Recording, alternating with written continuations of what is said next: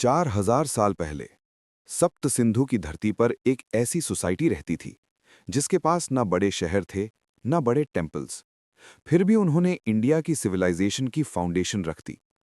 उनकी इकोनॉमी कैसे चलती थी, उनके गॉड्स कौन थे और उनकी डेली लाइफ कैसी थी। आज हम जानेंगे अर्ली वैदिक सोसाइटी की इकोनॉमी, रिलीजन और डेली लाइफ के बारे में। लेकिन शुरू करने से पहले एक छोटा सा क्वेश्चन।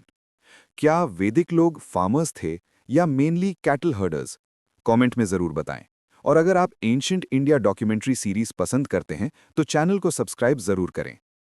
पिछली वीडियो में हमने देखा था ऋग्वैदिक ट्राइब्स सप्त सिंधु रीजन में रहते थे। उनकी सोसाइटी ट्राइबल थी और पॉलिटिकल सिस्टम चीफ्स पर बेस्ड था। लेकिन एक बड़ा क्वेश्चन अभी भी बाकी है। ये ट्राइब्स अपनी डेली लाइफ कैसे चलाते थे? उनकी इकोनॉमी किस पर डिपेंड करती थी? चलिए अब इसी मिस्ट्री को समझते हैं। अर्ली वैदिक इकोनॉमी का बेस था पैस्टोरलिज्म, यानी पशुपालन। कैटल रियरिंग उनका मेन ऑक्यूपेशन था। गाय और बैल सिर्फ एनिमल्स नहीं थे, यही उनकी वेल्थ थे। ऋग्वेदा में भी वेल्थ को मेजर करने का मेन तरीका था नंबर ऑफ कैटल। जिसके पास ज्यादा गाय होती थी वो ज्यादा रिच माना जाता था। लेकिन एक इंटरेस्टिंग सवाल, अगर वेल्थ कैटल से मेजर होती थी तो क्या उस टाइम कॉइन्स एग्जिस्ट करते थे? इसका आंसर थोड़ी देर में मिलने वाला है। Cattle importance. अर्ली वैदिक सोसाइटी में कैटल इतने इंपॉर्टेंट थे कि ट्राइब्स के बीच कभी-कभी कैटल रेड्स भी होते थे। ऋग्वेदा में इसे कहा गया है गविष्टि, यानी कैटल के लिए लड़ाई। इससे एक बात क्लियर होती है, उनकी इकोनॉमी का सेंटर था लाइवस्टॉक। लेकिन क्या इसका मतलब यह है कि एग्रीकल्चर एग्जिस्ट नहीं करती थी? नहीं, एग्रीकल्चर भी थी, लेकिन अभी लिमिटेड स्केल पर। अर्ली वैदिक पीरियड में एग्रीकल्चर अभी डेवलपमेंट स्टेज में थी। मेजर क्रॉप्स थे बार्ले और व्हीट। राइस का मेंशन ऋग्वेदा में ऑलमोस्ट नहीं मिलता। और एक और इंपॉर्टेंट बात, इस टाइम तक आयरन टूल्स एग्जिस्ट नहीं करते थे, इसलिए फार्मिंग अभी स्मॉल स्केल पर ही होती थी। अब सवाल ये है, अगर आयरन टूल्स नहीं थे तो फार्मिंग कैसे होती होगी? सिंपल वुडन प्लाउज और बेसिक टूल्स का यूज होता था। Trade system. अब एक और इंटरेस्टिंग क्वेश्चन, अगर कॉइन्स नहीं थे तो ट्रेड कैसे होता था? आंसर है बार्टर सिस्टम, यानी गुड्स के बदले गुड्स।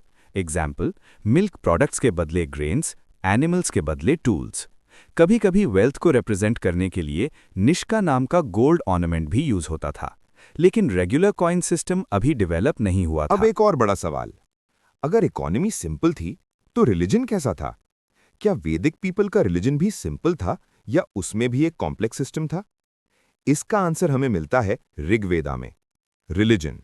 अर्ली वैदिक रिलीजन का मेन फीचर था नेचर वर्शिप। वैदिक लोग नेचर फोर्सेस को डिवाइन पावर्स मानते थे।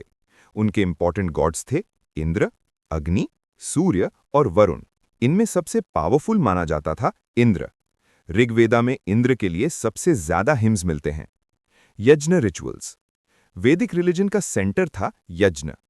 यज्ञ एक रिचुअल सैक्रिफाइस होता था।